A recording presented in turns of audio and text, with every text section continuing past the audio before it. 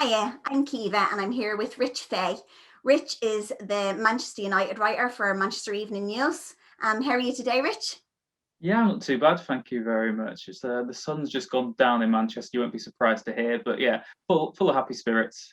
It's raining here again, so Surprise, surprise. as usual. Well, listen, Rich, we'll start off with just asking how you got into journalism. Yeah, my path into journalism is quite odd because when I was getting to the end of secondary school, I had no interest whatsoever in English or anything. I took maths. I failed A level maths miserably, got kicked off the course. So the only other option was English. And thankfully, that sort of changed my life. I had a really good English teacher at A level who made me sort of fall in love with writing again in the English language and being able to express myself with opinion pieces and etc. And then when it came to choosing my university options, journalism just sprung out as an obvious next step. But to actually break into the journalism industry, most of it was just down to sort of work experience and hard work because the first year of university, as most people know, is a bit of a write-off. And Yeah. then I started the second year of university, and there were first years who had come up, and they all had so much more experience than me. So I Hmm. was like a year behind. So that was sort of extra impetus and a kick at the backside for me to Yeah. actually get work experience and relative work experience of what I wanted to do. I always thought that football journalism reporting was like a pipe dream. I thought no one actually goes into that. Hmm. So I'll still keep my options open, but I didn't think I'd ever get anything from it. I was fortunate enough to get a sort of ongoing work placement with my local football team, Wrexham, who have been a massive help to me. I was there for 2 3 years, just volunteering all the time, but it was consistent. And Yeah. then by the time I graduated, I was in a position, fortunate enough for the MEN to take a bit of a risk on me as a trainee, and Hmm. then just work my way up there with hard work and lots of sort of unfavourable hours. Yeah. That's excellent. So football is a big passion of yours then? Yeah, it's always been. I mean, Yeah. it's cliche, but I think if you're writing about something you're passionate and knowledgeable about, then the quality of your work is always going to increase as a result of that. So yeah, ever since I was a kid, I was always sort of a bit more into it than some of the other kids, a bit of a nerd with it, but I just embraced it, and Yeah. it's paid off now. So Brilliant, brilliant. And following on from that, then, what story have you written that you're most proud of or that you enjoyed writing the most? in particular with football, we've had a bit of a shift this summer where instead of just doing sort of opinions or just newsy lines, as most people see, sort of do features about forgotten footballers and some stories that people don't know about in Yeah. terms of sort of Manchester United, etc. So I'd say my feature work's been my sort of most enjoyable work. Mhm. I've got a whole catalogue of them. It's mainly just awful Man United players people forgot about, what happened to them, where they are now, which clubs they ended up at, what jobs they're doing now. I wrote one about someone called David Bellion, I think last month, and now he runs a museum in France, which was Oh my which was quite goodness. enjoyable to chase up. So yeah, those Yeah. are the tales I like. And the other thing about sport is I like saying the human side of it because at the end of the day, it is just 11 people kicking the ball around the pitch. There's Mhm. not much more to that. But when you add the human and the socio sort of economic people behind it, the fans, why people support the team they do, what the sort of cultures are behind sports, I find that Yeah. to be the most fascinating sort of areas to go into, really. Yeah. Excellent. Yeah.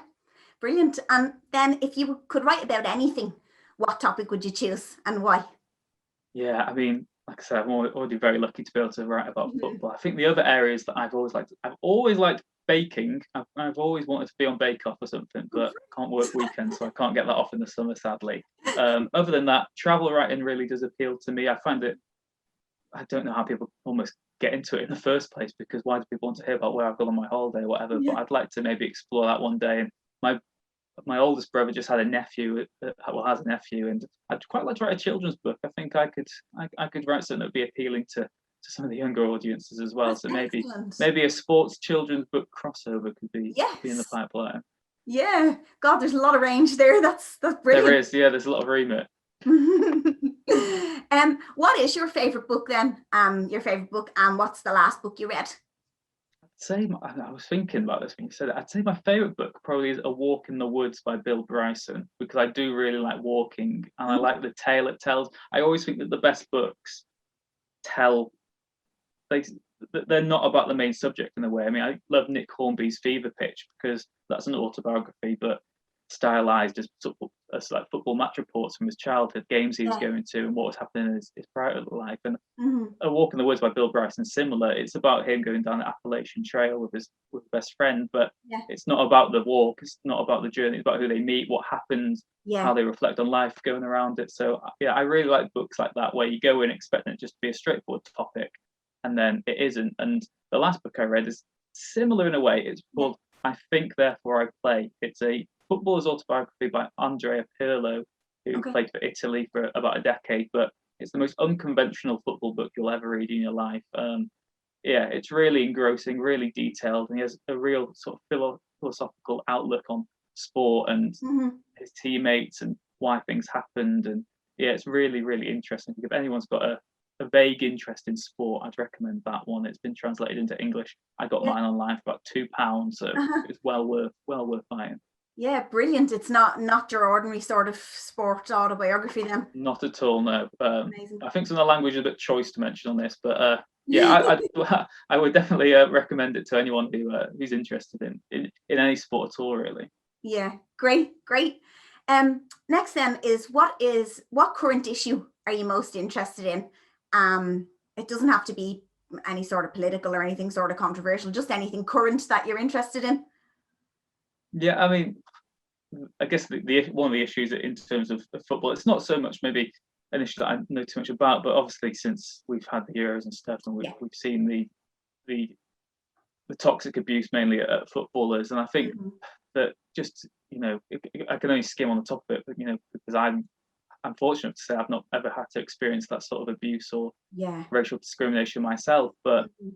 I think there's just such a horrible rabbit hole to go down there. The Yeah. toxicity of sort of racism and inequality in sports Mhm. reporting, and with football fans and football players being abused simply because of the colour of their skin or their Yeah. background and their ethnicity. Yeah. I feel like it used to be a conversation of saying this is something that happened in the past. It doesn't happen anymore. But I think very much over the last 2 or 3 years, it's become Yeah. apparent that it's very much present. It never really went away, and it still Yeah. certainly needs to be tackled.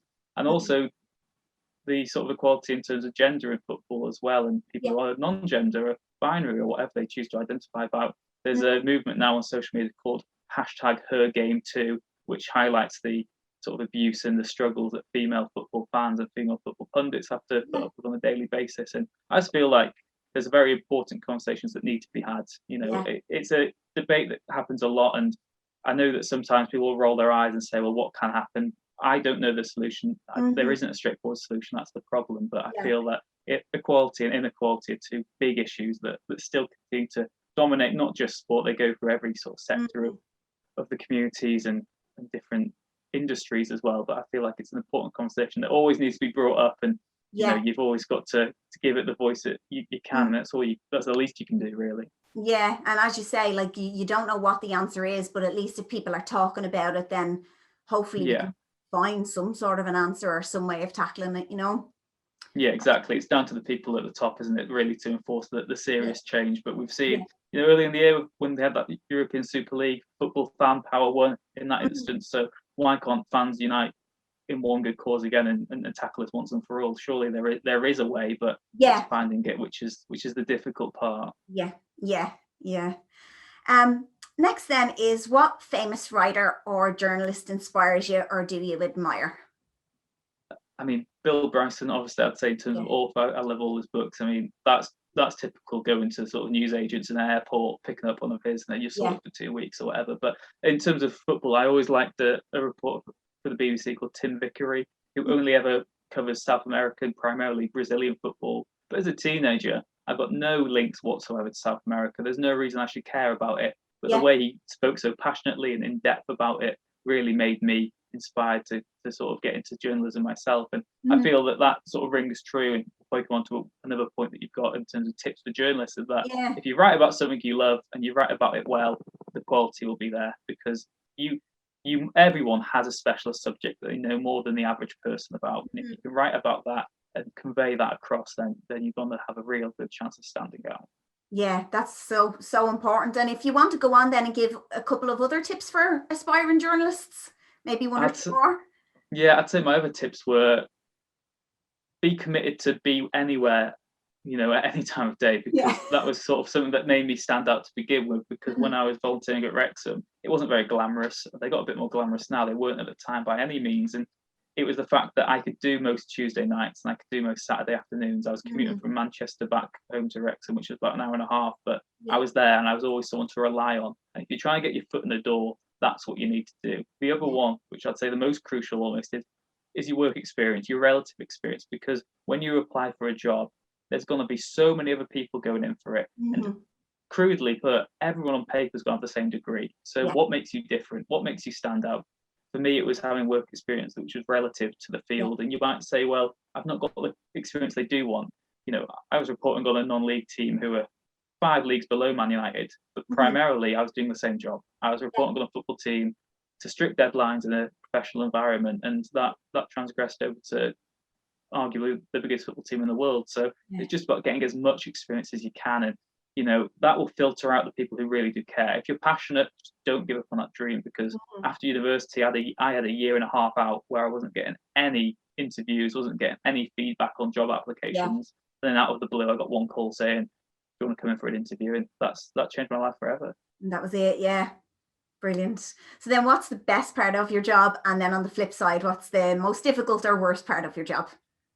The best part is just the privilege of having a job that so many people wish they had, really. I mean, even if you have a bad day at work, you sit back and think, I'm writing about the biggest football team in the world.